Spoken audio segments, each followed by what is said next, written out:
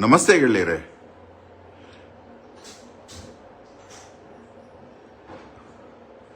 ತುಂಬಾ ಬೇಸರದ ಸಂಗತಿ ಅಂದ್ರೆ ಕರೋನಾ ಬರಬಾರ್ದು, ಮರಗಳು ಉಳಿಬಾರ್ದು ಅನ್ನೋ ಒಂದು ನಮ್ಮ ಜನರ ಮೆಂಟಾಲಿಟಿ. ಮನೆಗಳ ಮೇಲೆ ಎಲೆಗಳು ಉದುರಬಾರ್ದು, ಈ ರೀತಿ ಅಜ್ಞಾನದಿಂದ ಸೋರ್ತಾ ಇದೆ ಕರ್ನಾಟಕದ ಮಾಳಿಗೆ. ಎಷ್ಟು ದಿನ ರಾತ್ರಿ ಎಷ್ಟು ಬೇಡಿಕೊಂಡ್ರು ನೀವು ಬುದ್ಧಿ ಬಿಡ್ತಾ ಇಲ್ಲ. ಜ್ಞಾನಿಗಳು ಅಷ್ಟು ಸಾವಿರ ಸಂಪಾದನೆ ಮಾಡ್ದಂಗೆ, ಇಷ್ಟು ಸಾವಿರ ಸಂಪಾದನೆ ಮಾಡ್ದಂಗೆ ಅಂತ ಹೇಳೋ MLAಗಳು ಏನು ಮಾಡ್ತಾ ಇದ್ದೀರಿ?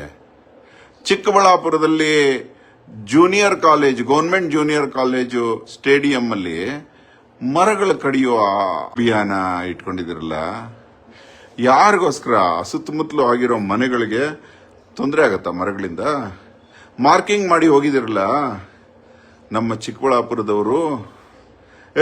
ವಿದುರಾಶ್ವತ್ಥ ಸತ್ಯಾಗ್ರಹ ಮಾಡಿ ಗೋಲಿಬಾರ್ ಆದವರು, ಪ್ರಾಣಕ್ಕೆ ಹೆದರದವರು, ಬಾಗೇಪಲ್ಲಿ ಗೋಲಿಬಾರ್. ನಾವು ಒಳ್ಳೇದಕ್ಕೋಸ್ಕರ ಪ್ರಾಣನೇ ಬಿಡುವಂತ ಜನ. ಒಂದೊಂದು ಮರಕ್ಕೆ ಒಬ್ಬೊಬ್ರು ಅಪ್ಕೊಂಡ್ಬಿಡ್ತಾರೆ. ಚಿಕ್ಕಬಳ್ಳಾಪುರದ ಜನ ಕಡಿತೀರೇನ್ರೋ? ಕರೋನಾ ಬಂದು ಸಾಯ್ಬೇಕೇನ್ರೋ? ದಯವಿಟ್ಟು ಹೇಳ್ತಾ ಇದೀನಿ, ಅರಣ್ಯಾಧಿಕಾರಿಗಳೇ ಎಚ್ಚರ. ಆ ಮರಗಳು ಕಡಿಯೋ ಆಗಿಲ್ಲ. ದಿನ ಒಂದೊಂದು ಮರ 4 ಕೋಟಿ ರೂಪಾಯಿ ಆಕ್ಸಿಜನ್, ಒಂದೊಂದು ಸಿಲಿಂಡರ್ 500 ರೂಪಾಯಿ ಆದ್ರೂ ಲೆಕ್ಕ ಮಾಡ್ಕೊಳ್ಳಿ.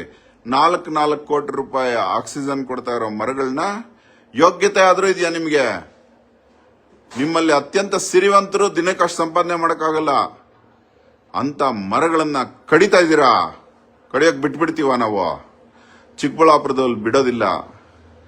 ಆವಾಗ ಬ್ರಿಟಿಷ್ ಸಾಮ್ರಾಜ್ಯ ಇರೋವಾಗಲೇ ಗನ್ನುಗಳಿಗೆ ಹೆದರದೆ ನ್ಯಾಯಕ್ಕೋಸ್ಕರ, ಸ್ವಾತಂತ್ರ್ಯಕ್ಕೋಸ್ಕರ ಹೋರಾಡಿದ ಚಿಕ್ಕಬಳ್ಳಾಪುರದ ಜನ ಈ ರೀತಿ ಮರಗಳು ಕಡಿಯಕ್ ಬಿಟ್ಬಿಡ್ತೀರಾ? ಎಚ್ಚರವಾಗಿ. ಮೋಸ್ಟ್ಲಿ ಗೊತ್ತಿಲ್ಲ ಅನ್ಸುತ್ತೆ ಚಿಕ್ಕಬಳ್ಳಾಪುರ ಜನಕ್ಕೆ. ಅವ್ರಿಗೆ ಗೊತ್ತಾಗ್ಲಿ ಅಂತ ನಾನು ಈ ಲೈವ್ ಮಾಡ್ತಾ ಇದ್ದೀನಿ.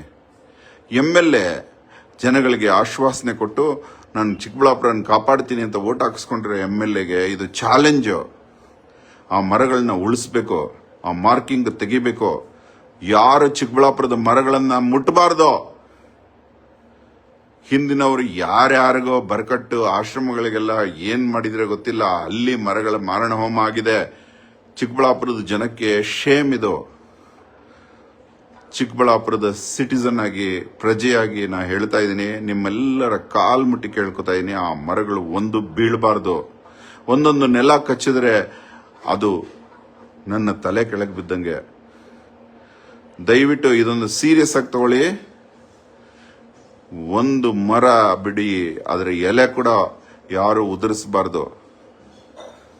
ಇದೊಂದು ದೊಡ್ಡ ಚಾಲೆಂಜ್ ನಮಗೆ. ಧನ್ಯವಾದ.